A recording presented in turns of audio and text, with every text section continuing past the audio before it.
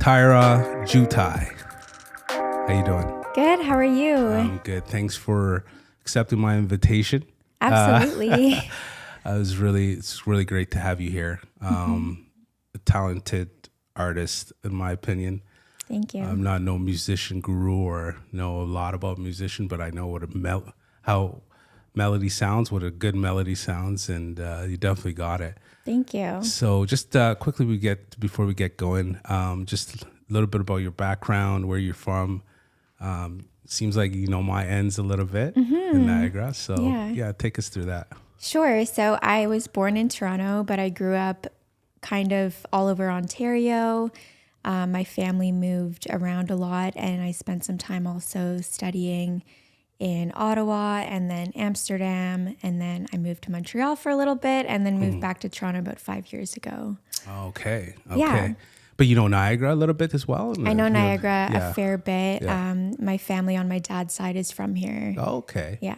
So you knew little Grimsby a little bit, and he's taking you back. So Yeah.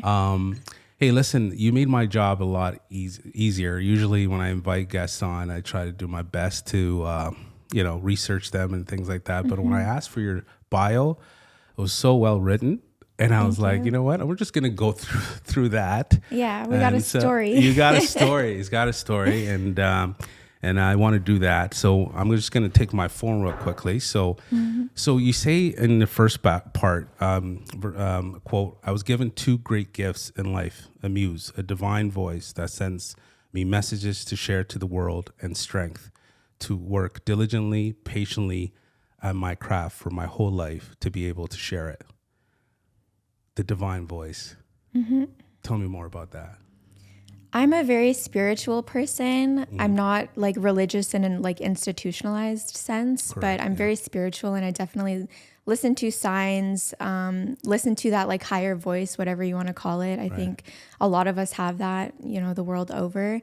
And mine comes to me usually when I'm like just about to hit the pillow. Right. Or at various points throughout the day. And it gives me these creative ideas, these thoughts. So I'm really just a vessel. And I think that most artists are just that. Like you got to put the ego aside. Like it's not about you. It's really about that voice and transmitting that. You can even call it like collective consciousness or something like that, but God, all of those words, but that's what I try to transmit, those messages, what I try to explore in my music, in my art, and in the way I live my life. So how do you capture it? Do you really consciously, as the voices or the melody or lyrics, do you kind of do you jot it down right there and then? What's your process? I think that's where the discipline comes in, because you have to take that call and run with it, and the discipline and the craft. So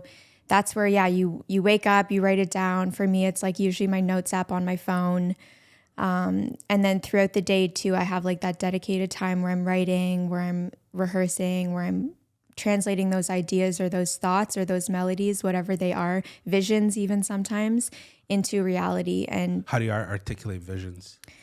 Visions, into real life, right? Into real life. Yeah.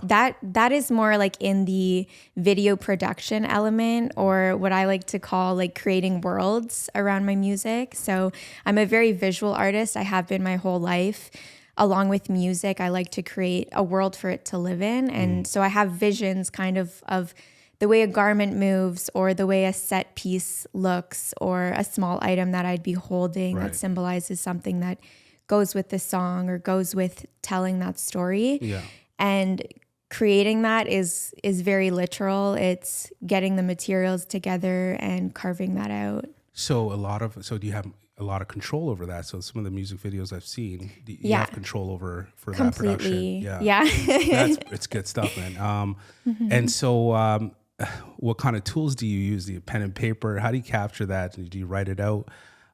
So you can go back, because maybe you'd be on the road or don't have the accessibility to capture these things. How do you hone down so you don't forget? Yeah. Yeah. That's like the journaling piece, or mood boards. I'm a big mood board person. Mood board. Yeah, or like vision Yeah. board. It's basically just like a collage of ideas and references. So Gotcha. references for light, references for costume, for makeup, for a set. I do a lot of like location scouting too. Like Niagara has so many beautiful Oh, yeah, places to Niagara's shoot beautiful. stuff. Yeah. Natural beauty in like the GTA in general, and old relics. Mm. A lot of new stuff being built to monolithic things in the downtown financial core. Like there's everything, right? And if you're a visual person, it's very easy to be inspired. And Toronto is a good spot to make things more, like you can never get bored there. Yeah, You know, you got so many options, but you don't stay in the urban center. You move around while you're creating. Yeah. I always like to move around. A lot of places. I like to kind of like put Toronto on the map a little bit. Not that it isn't on the map, but No, I know what you mean. yeah, we're still a small country relatively. And there's always like that joke in Hollywood where it's like, if you're shooting a movie in Canada, it's like a euphemism for you're dead or your career is dead. So it's like, And I think that's a shame. yeah, it is. It's a shame because there's a lot of talent in Toronto Absolutely. that gets bypassed, and at the end of the day, the world misses out on it. Yeah. How do you feel about that? I feel that that's kind of the state of affairs, and it's our job as artists, as hustlers, as creative entrepreneurs to put ourselves out there more and like put ourselves like on the map, or to make those connections worldwide back to our hometown. So that comes from like traveling, international collaboration, touring, putting ourselves on the map, doing podcasts like this around the world so that people can see like this is an artist from there, and more. I mean, like the biggest artists in the world right now, like Drake and The Weeknd and Justin Bieber, Alessia Cara, Jessie Reyes, even like Celine Dion, Shania Twain, like Tyra older Jutai. artists, Tyra Jutai. Yeah, exactly. Like they're from Canada, right? But they're all exported products, right? Or exported acts. And so I think it's a consequence of, I don't know, maybe our seasons, but also having a relatively small population. You know, like we're 35 million people, which is the state of California, or one city in Brazil, Sao Paulo, Brazil. That's, you know, our population and our market. So I think it's always important to remember where you come from and pay homage to that and give back to the community here, embrace it. But nevertheless, we also live in a market and in a market environment, and we have to export ourselves and bring it to the world. See, from a business side, and this podcast is as much about business and entrepreneurship and mindset.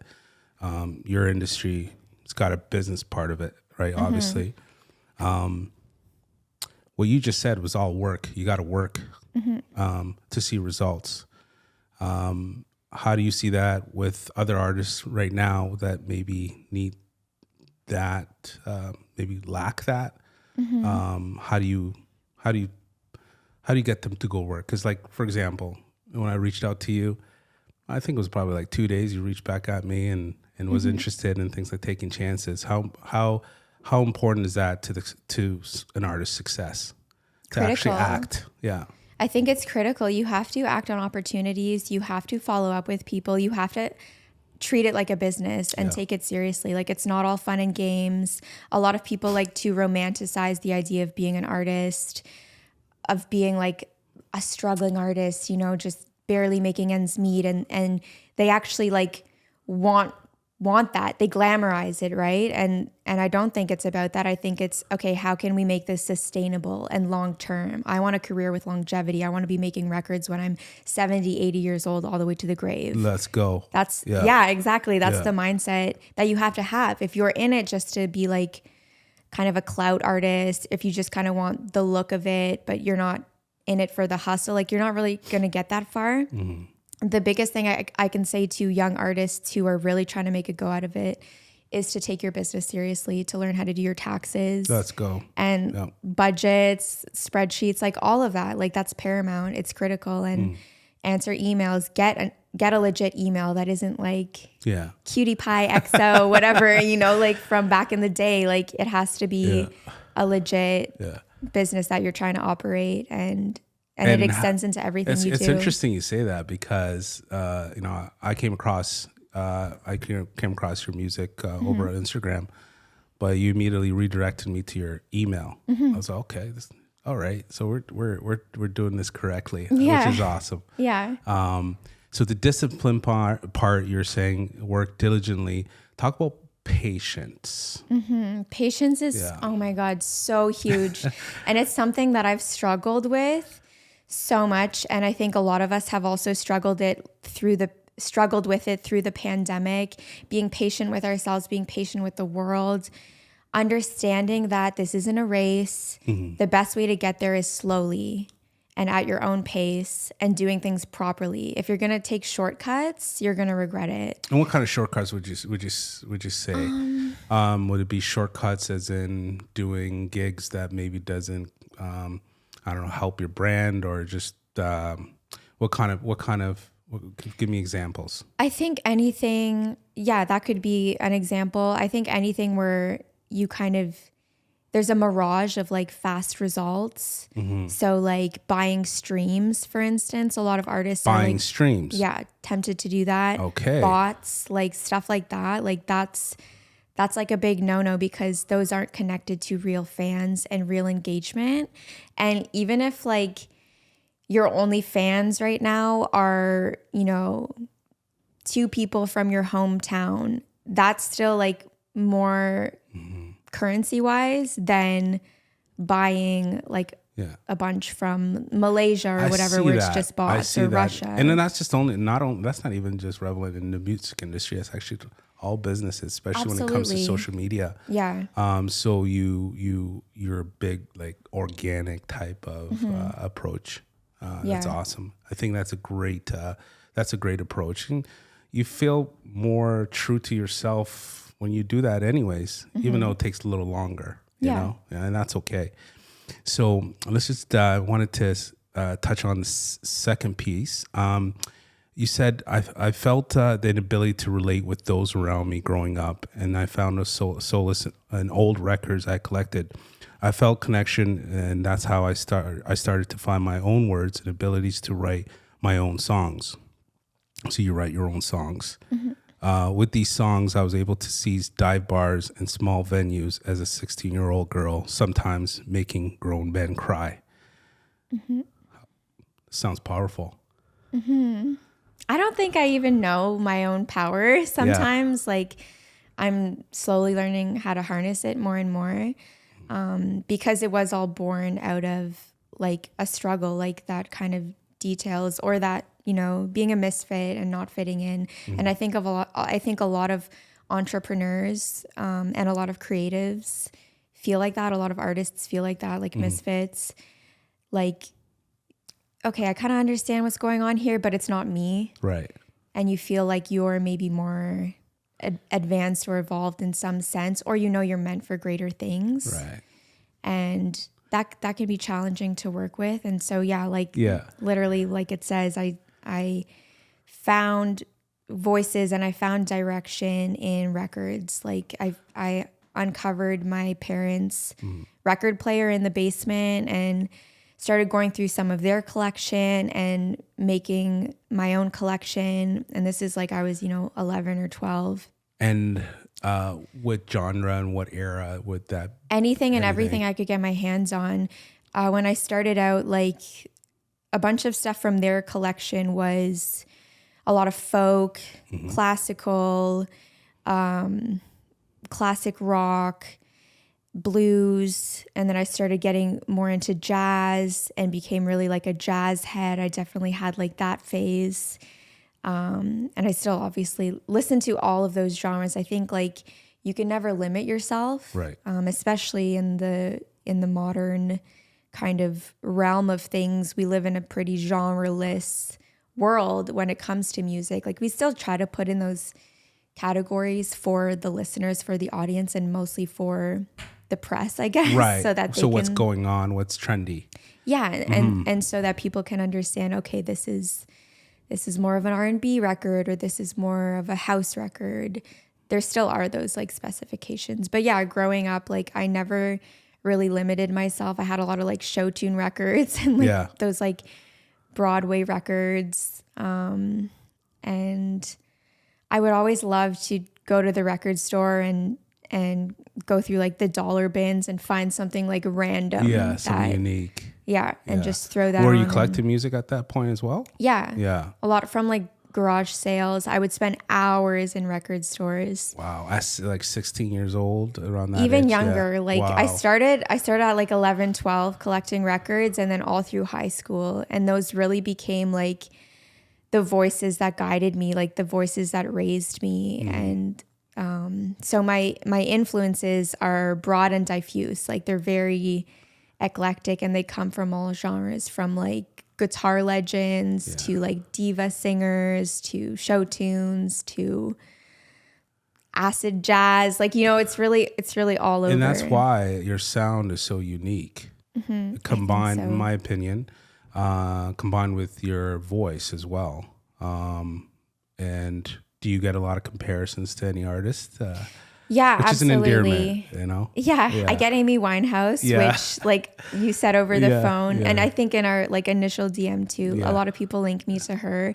And that's not a bad thing. That's an amazing thing. Like she has such a unique, amazing voice. I get like, I've gotten like Madonna, I've gotten Taylor Swift, Lana Del Rey, like literally anyone and everyone, Miley Cyrus. Lady Gaga, I think. Shirley Bassey. A lot of those like big diva kind of energies. And it's interesting too, one of my favorite jazz singers is Dinah Washington, and that was one of Amy's biggest influences. So the influences have influences, and then they have more influences. Like Bessie Smith is like a phenomenal, one of the early like blues artists. And I think a lot of it is just like energy and character in those voices. Even like on the more like male singer-songwriter realm of things, like Johnny Cash, Bob Dylan, people with very singular, distinguished voices that you can just like tell apart. Like 100%, I've always, 100%. or even like 50 Cent. Like I've always been drawn to voices where like, you know who's singing right away. Yeah, it's super recognizable. Yeah. And when I was teaching myself to sing and really be more expressive through my teenage years, I was really looking at Amy's work because she was so loud and brash and unapologetic. And I had that energy as a teenager, and I still have that energy now, that kind of like rebel, that outlaw. Like Lady Gaga has that as well, like this like pomp and this energy, this confidence. And it's a combination of fashion as well, I feel like. Absolutely. And I can see that with you as well. Yes. Are you just as much into fashion as part of creating music? Or does that go in hand? Take me through that. I think music is like the peak of the mountain, and then music is like the main thing I do, and then everything else is like the world around it. Gotcha. So fashion is like the fashion piece. But getting back to like those visions I have visions of looks I want to create and outfits I want to create. And I've known how to sew pretty much my whole life. Like, you know how to sew. Yeah. So you're sewing your clothing. Sewing, I do wigs, I do makeup, set design, like all of that. I'm really like, I watched Art Attack growing up, like shout out to like TVO Kids and like all of those like programs that like really promoted arts education. But on the weekends I would be like creating worlds, and even not on the weekends, like every day, like as a child I had a lot of art supplies. So you were really married to the game, eh? Oh, to the full. Oh, like there's no question. There's no like other path for me. Trust me, I've tried, and it's just been like just that, a trying experience. Like for everyone involved, for like employers, for educators, like at some point you just have to accept yourself. You just have to, and then lean into it and take it seriously, take your craft seriously. Yeah, the worst thing is not leaning into it. Even getting these voices and this intuition, not finding out because you didn't try.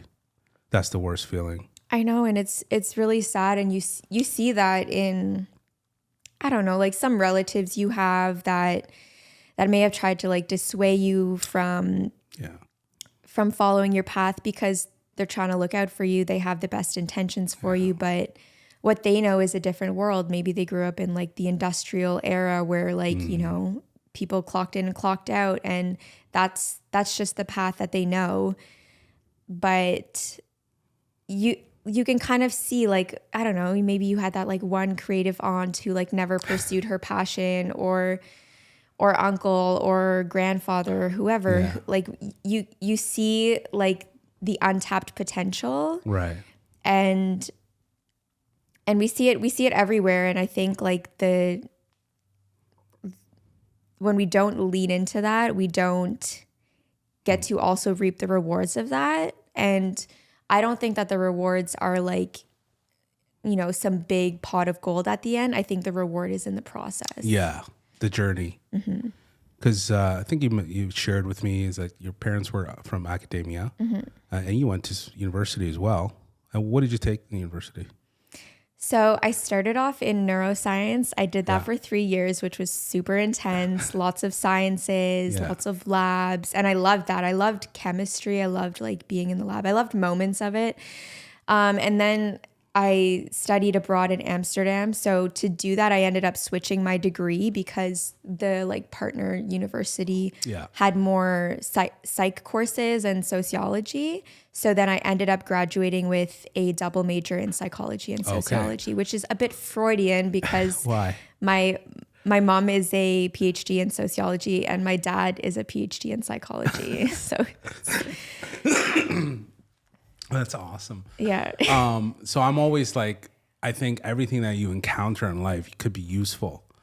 Yeah. And you can use it later in life, present. You said you major in psychology. Does that show up in your creative side? Yeah, absolutely. It's how we think. It's perception. It's how we see the world. I'm actually working on creative direction for a music video right now that uses optical illusions, which were like a big thing in the field of psychology in like the 1950s and 60s, like Rorschach and ink blots and that kind of those trippy stuff where like you stare at the spiral and then the floor moves around you, like that kind of stuff.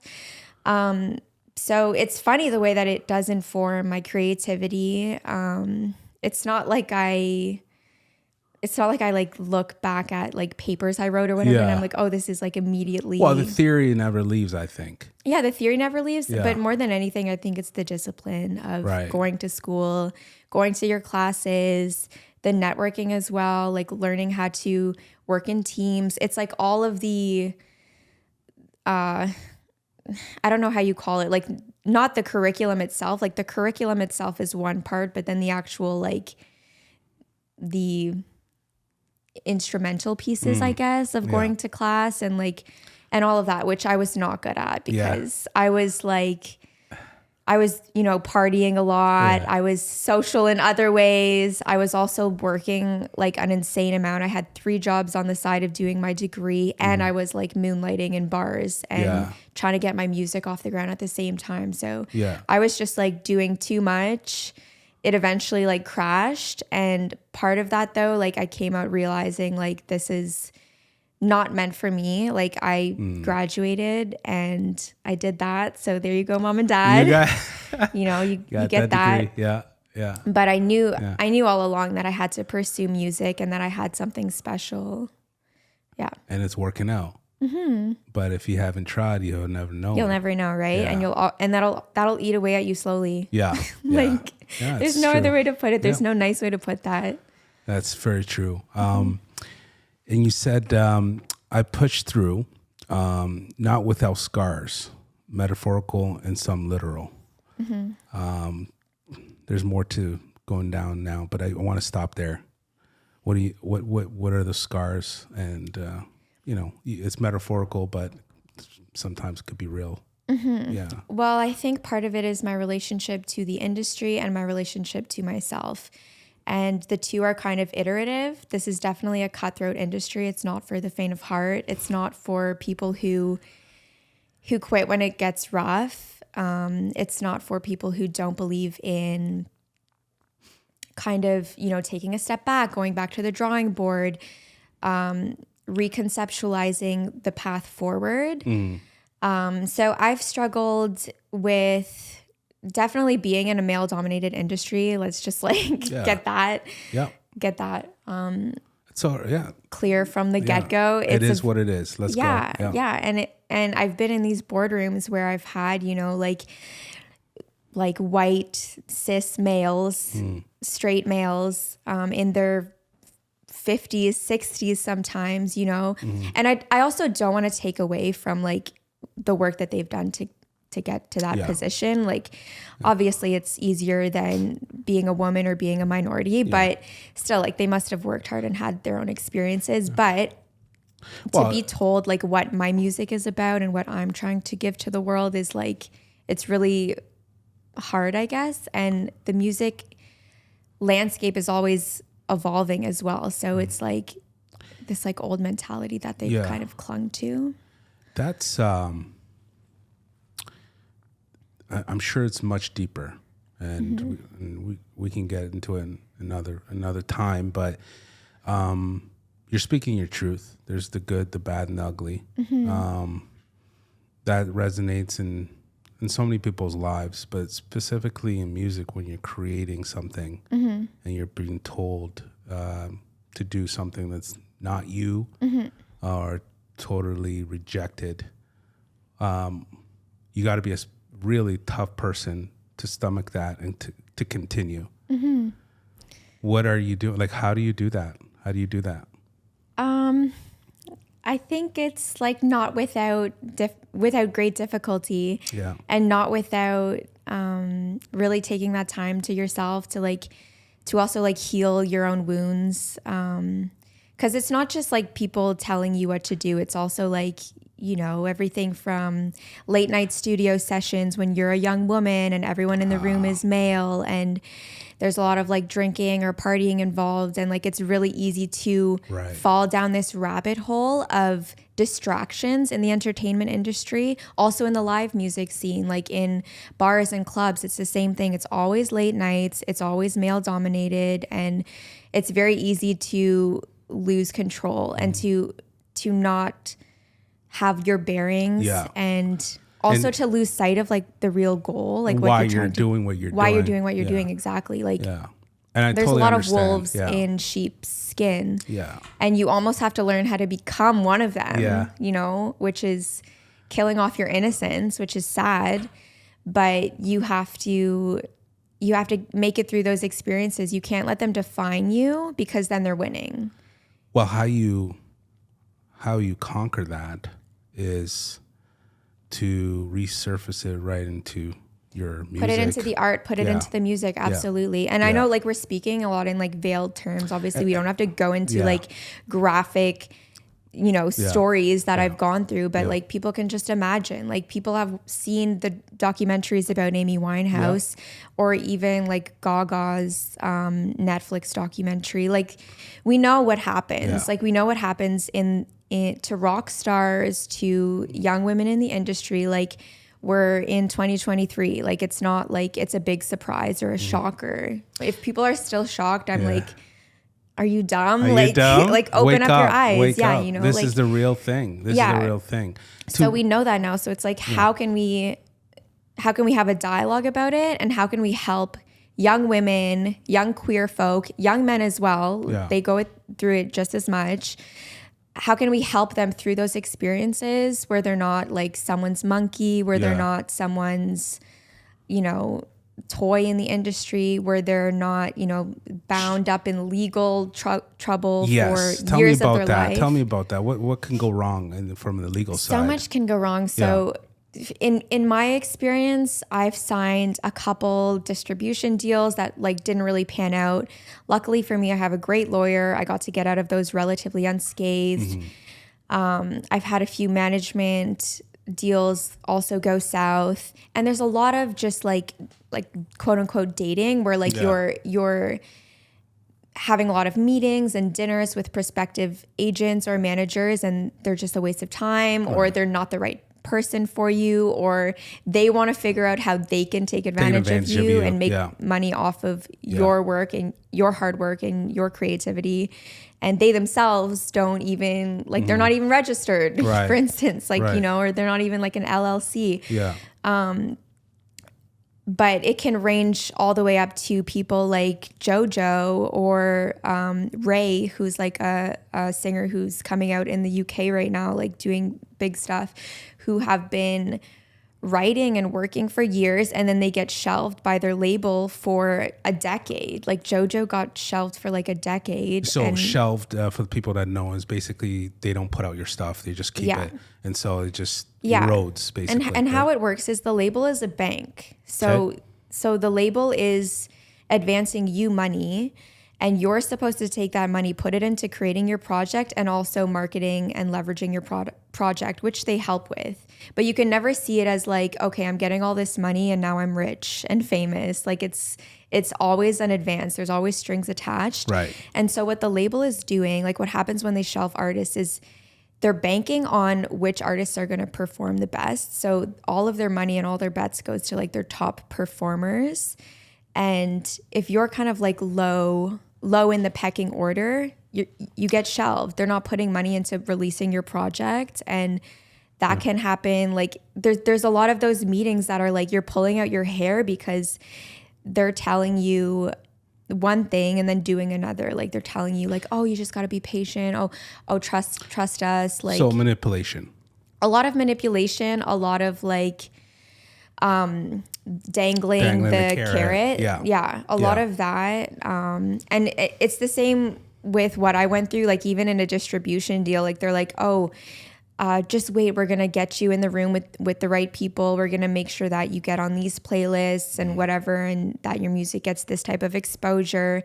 And it just doesn't happen. Right. And you're like, you're trying to be patient, but patience for artists is extremely difficult. And I love that though. I love how patient you are. It seems like you're very patient. You know the roller coaster that you can get yourself into. So as an independent artist, you're going to stay independent. Seems like. That's been the biggest thing for me. Like developing my patience has come through being independent, has come through, okay, I already feel like I'm doing it all myself, so let's just fully do that. You're sewing your own clothing. Yeah. I think you can sustain yourself, you know, why not? Right? Yeah, exactly. It's more work though. Like, I mean, I think it's from you being a creative, handling business, on top of that, maybe take you away. But I think that you understand to be patient and make sure you include that as well.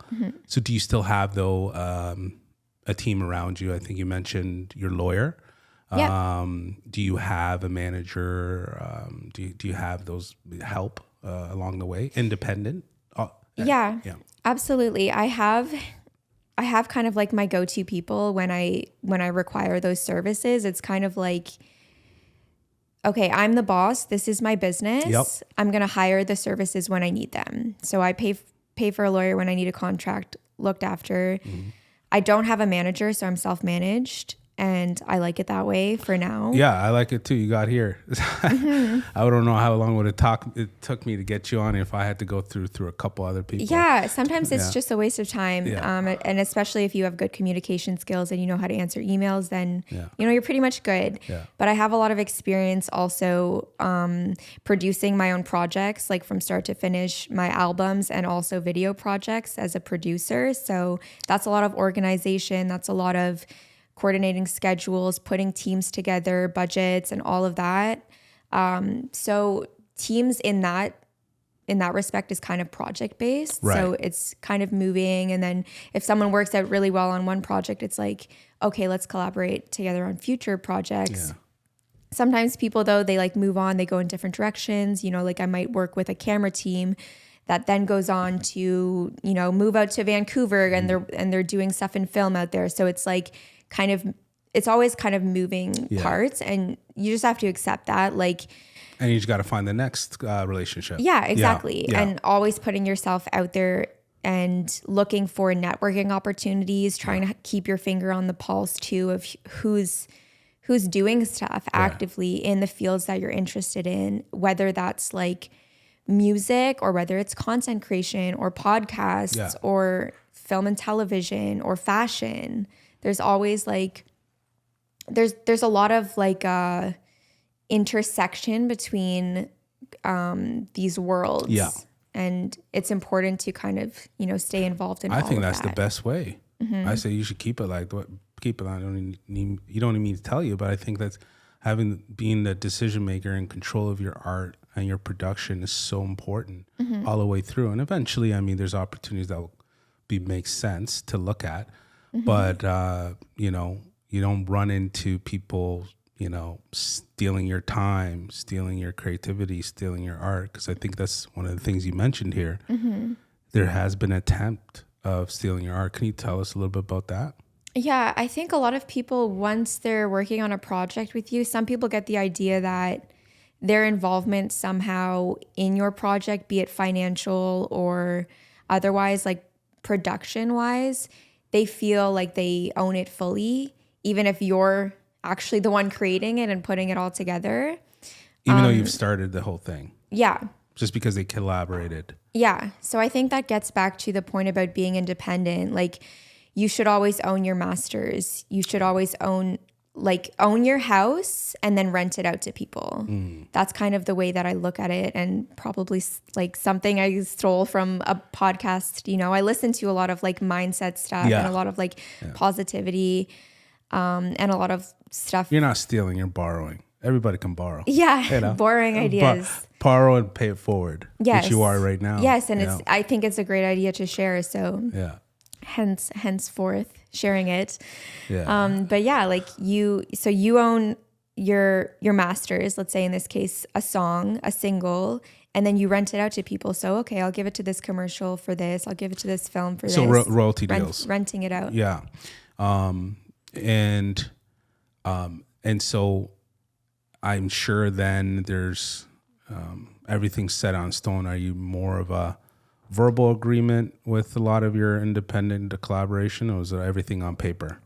I like to have everything on paper as much as possible, just because it's like you can level. Say it, but it doesn't make it real. Yeah. Unless it's like written.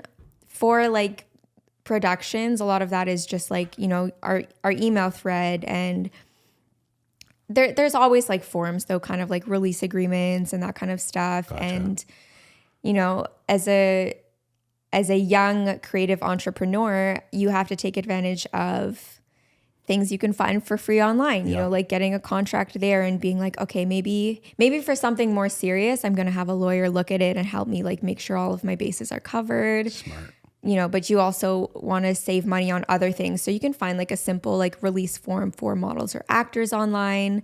You can find release agreements from your local PRO, like performance rights organizations for music, for a relationship between you and a producer, or you and a session musician, or you and a remixer. So, but having all of that on paper is definitely super important, because, you know, a lot can get lost, especially like as the years go by. Like you don't even remember. You're like, who did what on this project? Oh, okay, I have a contract that outlines that. Right. Okay, that's smart. And so you do some producing or engineering, you mentioned? Yeah. Tell me about that. So you would work with other artists that would need your help to create music. Yeah, absolutely. Yeah. So I started producing music pretty much when I started performing live as well. Like, I don't know, I was like 16 or 17, just playing around on my laptop, because if you're lucky enough to have a laptop, a lot of them come with like free software for engineering, and getting your feet wet in that I think is super key. Whether you're a vocalist, a violinist, you know, it never hurts to learn more skills. Yeah. And now I'm kind of leaning more into that. So really trying to brush up on my skills in mixing and mastering and all of those fields. But I am starting to produce more for other artists. What genre? Like any genre? Kind of like all genres, but if it's my production, it's going to have like my flavor to it. There's certain styles that, you know, I'm like, okay, yeah, that's definitely under the umbrella of like what I can do. But then there's other things that like I just can't really touch with like a 10-foot pole because it's just like too far out of my realm of expertise. Like I'm very experimental with the way I produce. I really let like my spirit and like my auditory senses guide me, and I like to just create what I like to hear, right? Which isn't always necessarily like a trap beat or salsa. You know, it's like more something in between. It's basically take it or leave it. Yeah, Well, and it's pretty. You kind of have to, you know. That's what you know. Yeah, exactly. You know, it's just like they come to you, they seek you. Yeah. I'm sure they're looking for something that you produce, you know, something similar. Yeah, that's part of it. That's very part of it. So how many songs do you have out now?